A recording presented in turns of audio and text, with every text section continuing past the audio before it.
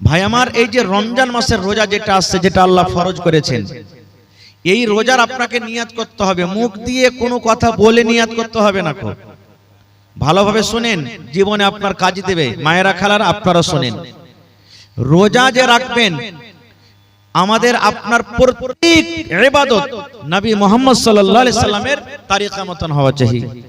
যদি আমার আপনার ইবাদত নবী মুহাম্মদ সাল্লাল্লাহু আলাইহি সাল্লামের তরিকা মতন যদি না হয়, নিজের মন মতন যদি করি, তাহলে এই ইবাদত আল্লাহর দরবারে কবুল হবে? ভাই জোরে বলেন, আল্লাহর দরবারে কবুল হবে?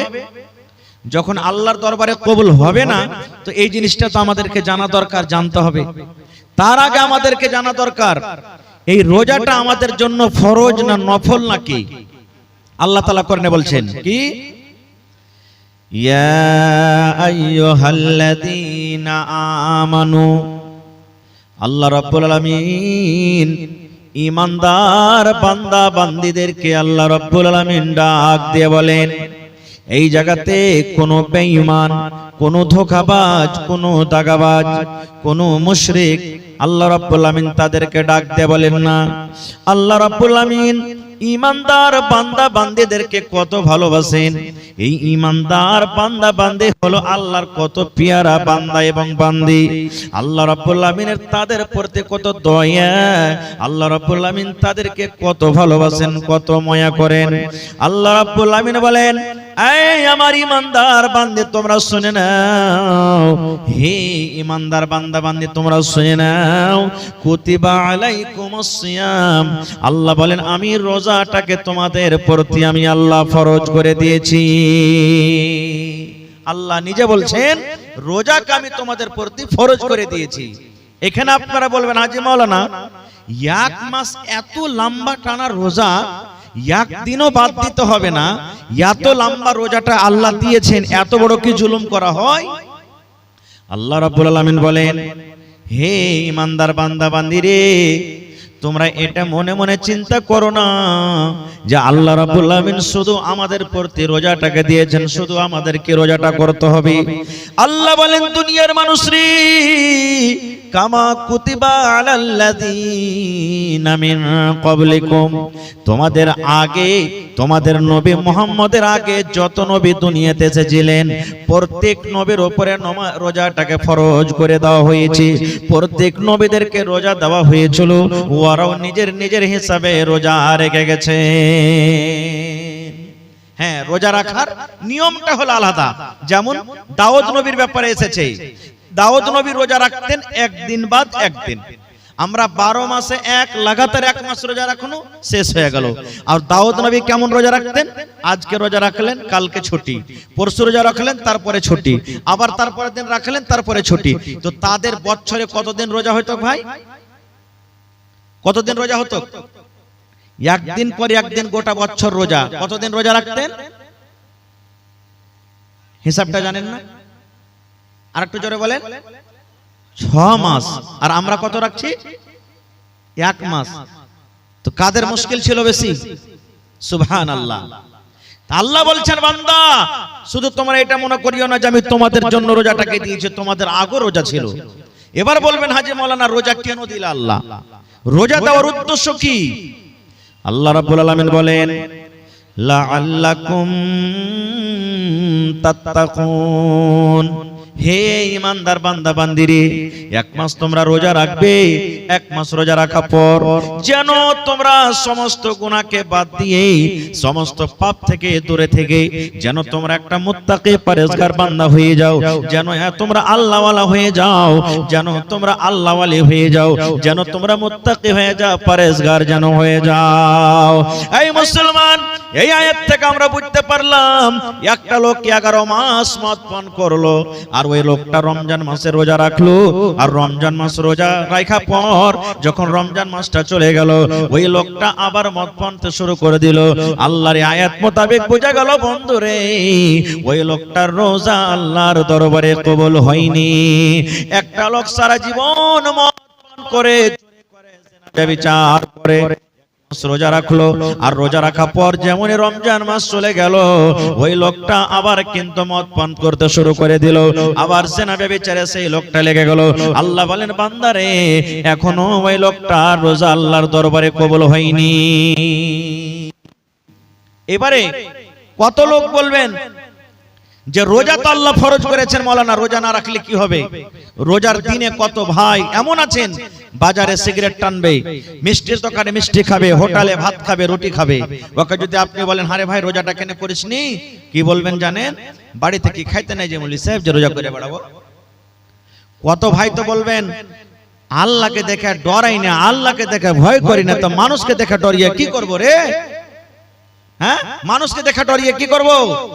ওই নওজওয়ান, ওই ভাই, ওই বোনের জন্য একটা হাদিস, সহিহ হাদিস। আল্লাহর নবী মুহাম্মদ সাল্লাল্লাহু আলাইহি সাল্লাম একদিন খুতবা দেওয়ার জন্য মিম্বারে আল্লাহ রাসূল দাঁড় হচ্ছেন, মিম্বারে চড়ছেন। মিম্বারে কয়টা ধাপি আছে ভাই? মিম্বারে কয়টা ধাপি আছে? তিনটা ধাপি আছে। আমার নবী মিম্বারের প্রথম ধাপিতে যখন নবীজি পা দিয়ে দিলেন, তখন পড়লেন আমিন। কি পড়লেন? আমিন। আমিন মানে কি? আল্লাহ তুমি কবুল করো। যেমন বলি গায়রিল মাগযুবি আলাইহিম ওয়ালাদ-দাল্লিন পড়ি না, তখন কি পড়ি? আমিন। এই সূরাটাতে দোয়া আছে কিছু, আমি ওদিকে যাব না। প্রথম ধাপে নবী পা দিলেন, তখন নবীজি পড়লেন আমিন, মানে আল্লাহ তুমি কবুল করে নাও। আবার দুই নম্বর ধাপিতে যখন নবীজি পা দিলেন, তখন পড়লেন আমিন। আমিন মানে আল্লাহ তুমি কবুল করো। আবার তিন নম্বর ধাপিতে যখন পা দিলেন, তখন নবীজি পড়লেন আমিন। আমিন মানে আল্লাহ তুমি কবুল করো। কয়বার পড়লেন? জোরে বলেন। তিনবার। ভাইরাকে বলবো, যদি খানি টানি থাকে ভাই, দিনের কথা শুনছেন, পায়ের তলাতে ফেলে আমার সাথে একটু কথা বলবেন। আমি যতক্ষণ থাকবো মাঝে মাঝে কথা বলতে হবে আপনাদেরকে। নবীজি কয়বার আমিন পড়লেন? তিনবার। খুতবা নামাজ হয়ে গেল। একজন সাহাবী বলছেন, ইয়া রাসূলুল্লাহ, আমিন তো তখন পড়ে যখন কেউ দোয়া করে, যেমন আল্লাহ পর মুসিবত তুমি দূর করে দিও, তখন পড়ে আমিন। আল্লাহ উমুককে তুমি মাল দিও, তখন পড়ে আমিন। এখানে তো কেউ দোয়া করেনি, আর আপনি আমিন পড়লেন, কারণটা কি? এ আমার সেমাপুর এলাকার মায়েরা, খালারা, ভাইরা, শোনেন বন্ধুরি, কত সুন্দর হাদিস। আল্লাহর রাসূল বললেন, হে আমার সাহাবীরা শুনে নাও, আমি যখন মিম্বারের প্রথম ধাপেতে পা দিলাম রে বাবা, তখন পড়লাম আমিন। আমিন মানে আল্লাহ তুমি কবুল করো। এই জন্য আমি আমিন পড়লাম। আমি যখন প্রথম ধাপেতে পা দিলাম, আল্লাহর ফেরেশতা, যে ফেরেশতা আমার জীবনে বারবার আসে, বারবার আসে, আল্লাহর আদেশ নিয়ে আসে, কখন কোরআন নিয়ে আসে, আল্লাহর হুকুম নিয়ে যে ফেরেশতা আমার কাছে বারবার আসে, ওই জিবরিল ফেরেশতা আমার কাছে এসে কানে কানে আমাকে বললেন, আল্লাহর নবী গো, আপনি আপনার উম্মতকে জানিয়ে দেন গো নবীজি, আপনি আপনার উম্মতকে বলে দেন, যে মানুষেরা রমজান মাস পেল, যে মানুষেরা রোজার মাস পেল, রোজার মাস পাওয়ার পর এক মাস রোজা রাখলো না, রমজান মাসের রোজা রাখলো না, রোজা রাখলো না, তারাবি পড়লো না, তেলাওয়াত করলো না, জিকির আজকার করলো না, এক মাস রোজা রেখে নিজের জীবনের গুনাহকে maaf করতে পারলো না, ওই লোকটা যেন হালাক হয়ে যায়, বরবাদ হয়ে যায়, ওই লোকটা যেন ধ্বংস হয়ে যায়। তখন নবী বললেন, আমি পড়লাম আমিন। আমিন মানে আল্লাহ তুমি কবুল করে নাও। নারে তাকবীর, সুবহানাল্লাহ। তাহলে ভাই, আমি দোয়া করব, আমার মাওলানা দোয়া করবেন, আর কেউ দোয়া করবেন, কবুল হইতে পারে নাও পারে, 50-50, কিন্তু আল্লাহ এবং আল্লাহ রাসূল এবং জিবরিল ফেরেশতা যদি দোয়া করেন, তাদের দোয়াকে কোনোদিন রদ হবে ভাই? জোরে বলেন, রদ হবে? নবী দোয়া করেছেন, বদদুয়া জিবরিল ফেরেশতা করেছেন, আল্লাহ যে রোজা রেখে গুনাহ maaf করলো না, ভালো শরীর স্বাস্থ্য, হাট্টা কাট্টা শরীর, রমজান মাসে রোজা রাখলো না, রোজার মাস পার হয়ে গেল, ওই লোকটা যেন হালাক হয়ে যায়, বরবাদ হয়ে যায়। কে দোয়া করেছেন? জিবরিল আমিন, আল্লাহ রাসূল। তাহলে এই পুরা কবল হতভাগা মুসলমান, রমজান মাস আসছে, যদি রোজা না রাখেন তাহলে কিন্তু নবীজির বদদুয়া পাবেন। এবার বলবেন, হাজী মাওলানা নবীজির দোয়া কত তাড়াতাড়ি কবুল হয়? একটাই হাদিস আপনাদের সামনে বলবো। আল্লাহর নবী একদিন খুতবা দিচ্ছেন, দাঁড় হয়ে হয়ে খাড়ো হয়ে নবী খুতবা দিচ্ছেন, আর একজন সাহাবী এসে বলছেন, ইয়া রাসূলুল্লাহ, সমস্ত ঘাস পাত শুকিয়ে গেল নবীজি, মাল গরুকে কি খাইতে দেব, পানি হয় না, ঘাস পুড়ে গেল সব। আল্লাহর কাছে একটু দোয়া করেন যাতে আল্লাহ পানি দেয়। আজকে যেমন জমিন শুকিয়ে যায়, আমাদের আপনাদের এলাকাতে মেঘ পানি হয় না, তখন মসজিদে মসজিদে দোয়া করি কি করি না ভাই? নবীর জামানাতে একজন সাহাবী বলছেন, ইয়া রাসূলুল্লাহ, নবীজি কিন্তু খুতবা দিচ্ছেন, ওই হালাতে বলছেন ঘাস পানি শুকিয়ে গেল, আল্লাহ রাসূল পানির জন্য দোয়া করেন আল্লাহ যেন পানি দেয়। আমার নবী মিম্বারে দাঁড় হয়ে হয়ে নবীজি দুই হাত কিন্তু উঁচা করে দিলেন, দুই হাত নবীজি তুলে দিলেন, আল্লাহর কাছে দোয়া করলেন, রব্বুল আমিন পানি দাও, পানি দাও, আল্লাহ তুমি পানি দাও। যেমনই নবীজি পানির দোয়া করলেন, ওরে আল্লাহ বিজলির কারেন্টের চাইতো আমার দয়ার নবী আল্লাহর দরবারে দোয়া কবুল হয়ে গেল।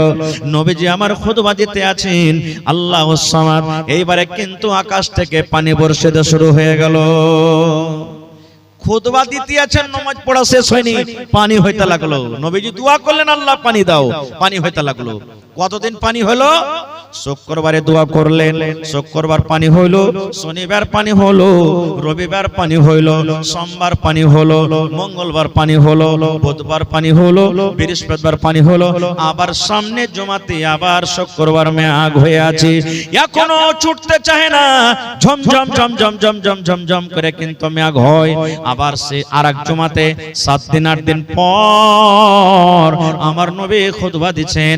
এবার আরো একজন সাহাবী কিংবা ওই সাহাবী এসে বলছেন, আল্লাহর নবী আর একবার আল্লাহর দরবারে দোয়া করেন, নবী গো এত পানি হয়েছে, এত মেঘ হয়েছে, মেঘের কারণে সমস্ত জমিন জায়গা ডুবে গেল, সমস্ত ঘাসপালা ডুবে গেল, নবী গো আমরা জানোয়ারকে কি খাওয়াবো, উটকে কি খাওয়াবো, ভেড়াকে কি খাওয়াবো, দুম্বাকে কি খাওয়াবো, একটু আল্লাহর দরবারে দোয়া করেন, আর পানির দরকার নাই, আল্লাহ যেন এই পানিটাকে বন্ধ করে দেয়। আল্লাহর নবী আবার হাত তুলে দিলেন, হে রব্বুল আলামিন পানির দরকার পূর্ণ হয়ে গেছে, আল্লাহ তুমি পানি বন্ধ করে দাও, আল্লাহ এদিক ওদিকে তুমি পানি দাও, আর কিন্তু পানি দিও না। এই মুসলমান নয়ার নবী যেমন দোয়া করলেন, ওরে সুবহানাল্লাহ, এইবারে নবীর দোয়া করতে না করতে সঙ্গে সঙ্গে এইবারে কিন্তু পানি বন্ধ হয়ে গেল। নারে তাকবীর। হয়নি, হবে না, হতে পারে না, আমার নবীর সাথে কারো তুলনা। হয়নি, হবে না, হতে পারে না, আমার নবীর সাথে কারো তুলনা। হায়রে তুলনা তো দূরের কথা, ছায়াও মিলে না। হয়নি, হবে না, হতে পারে না, আমার নবীর সাথে কারো তুলনা। হয়নি, হবে না, হতে পারে না, আমার নবীর সাথে কারো তুলনা। সকল নবী রাসূল ছিলেন খোদার দিওয়ানা, দু নয়নে দেখব খোদা ছিল তামান্না। সকল নবী রাসূল ছিলেন আল্লাহর দিওয়ানা, দু নয়নে দেখব আল্লাহ ছিল তামান্না। আরে মোর নবীকে ডেকে নিলেন, আরে মোর নবীকে ডেকে নিলেন, দেখবে রব্বানা। হয়নি, হবে না, হতে পারে না, আমার নবীর সাথে কারো তুলনা। হয়নি, হবে না, হতে পারে না, আমার নবীর সাথে কারো তুলনা। ইউসুফকে দেখে যারা আঙ্গুল কেটেছে, তারা কে আমার নবীর রূপ দেখেছে। ইউসুফকে দেখে যারা আঙ্গুল কেটেছে, তারা কে আমার নবীর রূপ দেখেছে। আরে দেখতো যদি কেটে দিত, আরে দেখতো যদি কেটে দিত কলিজা খানা। হয়নি, হবে না, হতে পারে না, আমার নবীর সাথে কারো তুলনা। হয়নি, হবে না, হতে পারে না, আমার নবীর সাথে কারো তুলনা। হায়রে তুলনা তো দূরের কথা, ছায়াও মিলে না। হয়নি, হবে না, হতে পারে না, আমার নবীর সাথে কারো তুলনা। হয়নি, হবে না, হতে পারে না, আমার নবীর সাথে কারো তুলনা। যার শানে আল্লাহ তাআলা করলেন ঘোষণা, খোলকে আযম আমার শাহে মদিনা। যার শানে আল্লাহ তাআলা করলেন ঘোষণা, খোলকে আযম আমার শাহে মদিনা। মুসলমান নবী ছাড়া কিছুই মানে না, মুমিনে কোরআন ছাড়া কিছুই বোঝে না। হয়নি, হবে না, হতে পারে না, আমার নবীর সাথে কারো তুলনা। হয়নি, হবে না, হতে পারে না, আমার নবীর সাথে কারো তুলনা, হায়রে তুলনা তো দূরের কথা, ছায়াও মিলে না, হয়নি, হবে না, হতে পারে না, আমার নবীর সাথে কারো তুলনা। নারে তাকবীর। তাহলে রোজাটা আল্লাহ ফরজ করেছেন, রোজা ফরজ করেছেন। এবারে রোজা কেমন করে রাখতে হবে? আল্লাহ রাসূল সাল্লাল্লাহু আলাইহি ওয়াসাল্লাম বলেছেন, ফজরের যে আজান হয়, যেটা আউয়াল ওয়াক্ত, টাইম যখন ফজরের ঢুকে যায়, আজানের আগে আগে আপনাকে রোজার নিয়াত করতে হবে। মুখ দিয়ে রোজার নিয়াত করতে হবে না, মনে মনে নিয়াত করতে হবে, আল্লাহ তুমি এই রোজাটাকে ফরজ করেছো, আমি নেকি মনে করে, আল্লাহ আমি এই একটা ফরজিয়াত আমি আদায় করছি, আল্লাহ নেকি মনে করে আমি এই রোজাটাকে রাখছি, আল্লাহ তাআলা তুমি আমার রোজাটাকে কবুল করো। এই নিয়তে আপনাকে রোজার নিয়াত করতে হবে, এরকম ভাবে আপনাকে রোজার নিয়াত করতে হবে। এবার সাহারি খাইলেন আপনি, আল্লাহ রাসূল বলেছেন সাহারি খাও, সাহারি খাওয়াতে বরকত আছে। কত ভাই এমন আছেন, কত মা খালা এমন আছেন, ঘুমিয়ে গেছেন, জাগতে পারেনি, আজান হয়ে গেল, শুইতেছে, জাগতে পারেনি, আজান হয়ে গেল। কত ফোন আছে, হাজি মাওলানা, হাজি ভাই রাইতে শুইতেছি, জাগতে পারেনি, আজান হয়ে গেছে, রোজা কি হইবে? কিচ্ছু যে খাইতে পাইনি, কিচ্ছু যদি আপনি খেতে না পান তাও রোজা হয়ে যাবে আপনার, আপনাকে আর কিছু খাইতে হবে না। কিন্তু রোজার পর, মানে আজানের পর আপনি যা সন্ধ্যাবেলাতে খেয়েছেন, খেয়ে থেকে যান, এক ঢোক পানিও খেতে পেলেন না, জাগতে পারলেন না, তো কি করবেন? আপনি রোজা রাখেন, আপনার রোজা হয়ে যাবে। এবার গোটা দিন রোজা রাখলেন, সন্ধ্যাবেলাতে আপনি ইফতারি করতে বসবেন। আল্লাহর নবী বলেছেন, হে আমার উম্মত রে, তুমি যখন রোজা ইফতার করতে বসবে, 5 মিনিট, 7 মিনিট, 10 মিনিট আগে তুমি ইফতার করতে বসো।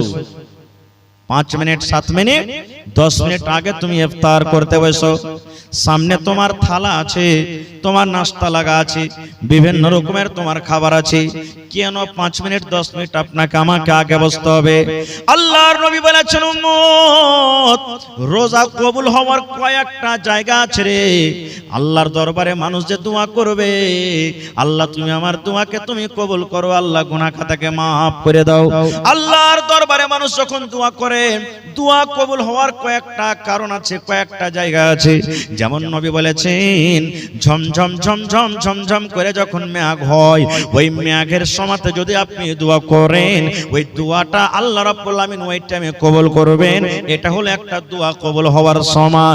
আল্লাহর নবী বলেছেন, ওরে সুবহানাল্লাহ, 3 ভাগ করে রাতটা যখন 2 ভাগ কেটে যায়, ঠিক শেষ ভাগ যখন রাতটা থাকে, এখন যেমন 2 ভাগ কেটে গেছে, 1 ভাগ রাত শেষের দিকে জেগেছে, আল্লাহ রাব্বুল আমিন এই যে মাথার উপরে আকাশটা দেখতে পাওয়া যায়, এই আকাশে এসে আল্লাহ ডাক দেন, ও মুমিন বান্দা বান্দিরে, চাও আমার কাছে তোমরা কি চাইবে আমি আল্লাহ দিব।